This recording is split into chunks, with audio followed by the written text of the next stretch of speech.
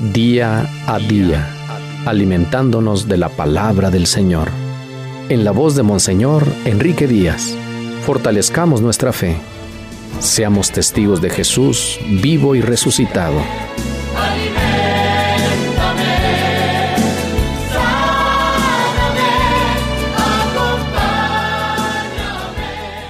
27 de junio, domingo 13º del tiempo ordinario. Evangelio de San Marcos 5, 21 al 43. En aquel tiempo, cuando Jesús regresó en la barca al otro lado del lago, se quedó en la orilla y ahí se le reunió mucha gente. Entonces se acercó uno de los jefes de la sinagoga, llamado Jairo. Al ver a Jesús, se echó a sus pies y le suplicaba con insistencia: «Mi hija está agonizando, ve a imponerle las manos para que se cure y viva». Jesús se fue con él y mucha gente lo seguía y lo apretujaba. Entre la gente había una mujer que padecía flujo de sangre desde hacía 12 años.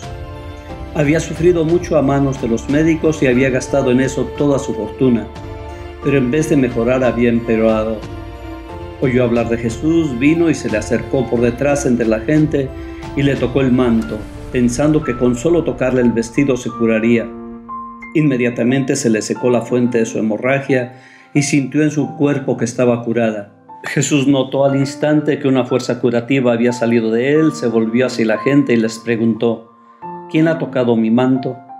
Sus discípulos le contestaron: «¿Estás viendo cómo te empuja la gente y todavía preguntas quién me ha tocado?». Pero él seguía mirando alrededor para descubrir quién había sido. Entonces se acercó la mujer, asustada y temblorosa, al comprender lo que había pasado. Se postró a sus pies y le confesó la verdad. Jesús la tranquilizó diciendo: «Hija, tu fe te ha curado. Vete en paz y queda sana de tu enfermedad». Todavía estaba hablando Jesús cuando unos criados llegaron de casa del jefe de la sinagoga para decirle a éste: «Ya se murió tu hija, ¿por qué sigues molestando al maestro?». Jesús alcanzó a oír lo que hablaban y le dijo al jefe de la sinagoga: «No temas, basta que tengas fe». No permitió que lo acompañaran más que Pedro, Santiago y Juan, el hermano de Santiago. Al llegar a la casa del jefe de la sinagoga, vio Jesús el alboroto de la gente y oyó los llantos y los alaridos que daban. Entró y les dijo: «¿Qué significa tanto llanto y alboroto? La niña no está muerta, está dormida». Y se reían de él.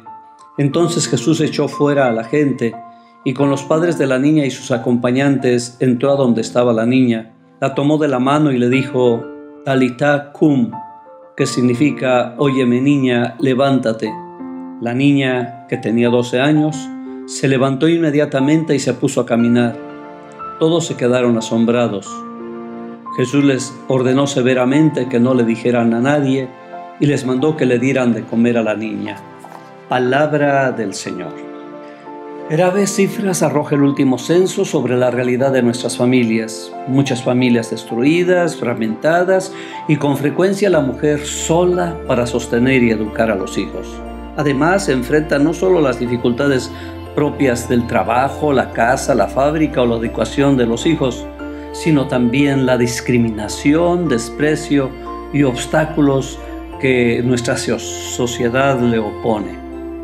¿Es verdad que tienen los mismos derechos y oportunidades hombres y mujeres? Hay milagros y acciones de Jesús que para nuestra mentalidad parecen grandiosos, pero que no alcanzan a reflejar todas las dificultades y situaciones especiales en que fueron realizados.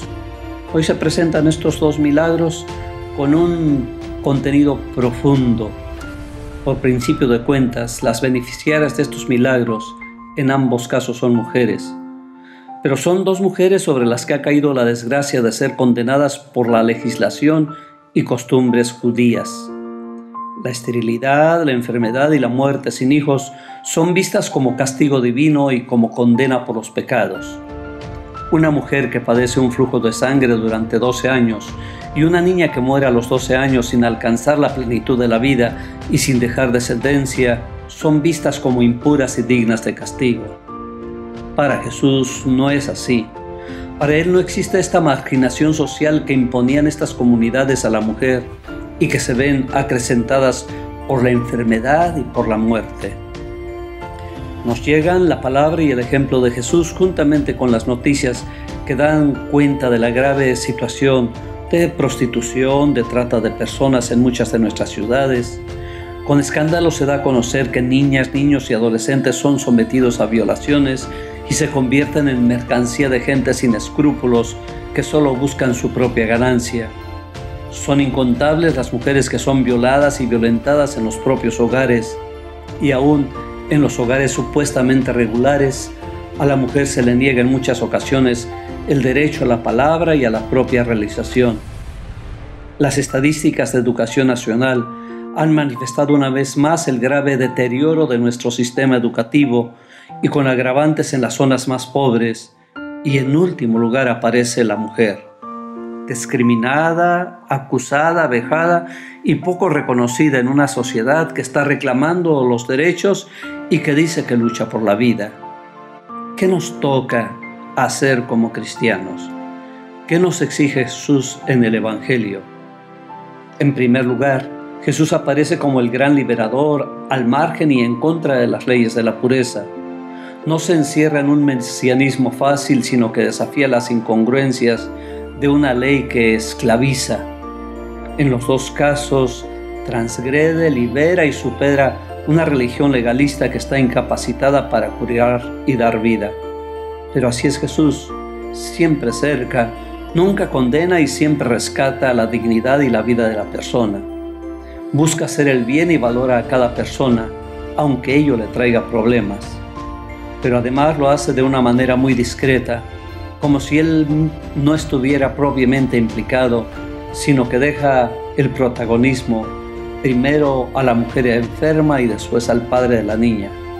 Es más, resalta la fe de cada uno de ellos y el milagro sucede porque han tenido fe. No es la actitud paternalista del que todo lo resuelve, pero sí es la actitud del amigo que está cerca para recibir la mano que se extiende pidiendo ayuda. En ambos milagros, Jesús no solamente cura, sino salva. Va mucho más allá del resultado físico. Es muy importante la salud de las personas, pero es mucho más importante la plenitud de la vida y la salvación. Debemos empeñarnos en curar y restañar las heridas de este mundo loco que va dejando en personas, pero mucho más en buscar estructuras justas que hagan vivir a cada persona como hijo de Dios. Y en especial en este día, nuestra inquietud y nuestra atención se centrará en la difícil situación por la que atraviesan muchas mujeres en una sociedad que les niega un lugar digno. La actitud de Jesús ante cada una de ellas es un reclamo para nosotros como iglesia y como sociedad. No es justa la situación en la que se encuentran, ni en la familia, ni en el trabajo, ni en la educación, ni en el respeto a su dignidad de personas. A la sugerencia de no molestar más a Cristo frente a la muerte de la niña, Cristo responde con una palabra alentadora: no temas, basta que tengas fe. Para quienes dicen que no hay nada que hacer y se hunden en el pesimismo, son estas mismas palabras. Para aquellas mujeres que se han cansado de tanto luchar, llegan como un aliciente que les ayuda a fortalecer su corazón. Las palabras de Jesús que rescatan de la muerte a aquella niña siguen sonando para todas las mujeres que sienten que han perdido el rumbo y que no tienen alientos para levantarse. Niña, levántate. Es cierto que es duro el camino, es cierto que la sociedad no da nada, es cierto que parecería más fácil caer en el oropel de una vida fácil y concorde a una sociedad consumista. Pero la palabra de Jesús tiene la virtud de levantarnos, de devolvernos la esperanza y nuevamente buscar una vida más digna y llena de salvación. Tenemos la gran tarea como discípulos de Jesús de imitar a nuestro Maestro. Debemos construir nuevas situaciones de respeto y dignidad para cada uno y cada una de sus hijos e hijas. También a nosotros nos pide que nos levantemos, que tengamos fe, que no nos dejemos dominar por el miedo y las ataduras de una tradición. Sigamos la palabra y el ejemplo de Jesús. El Señor te bendiga en nombre del Padre, y del Hijo, y del Espíritu Santo.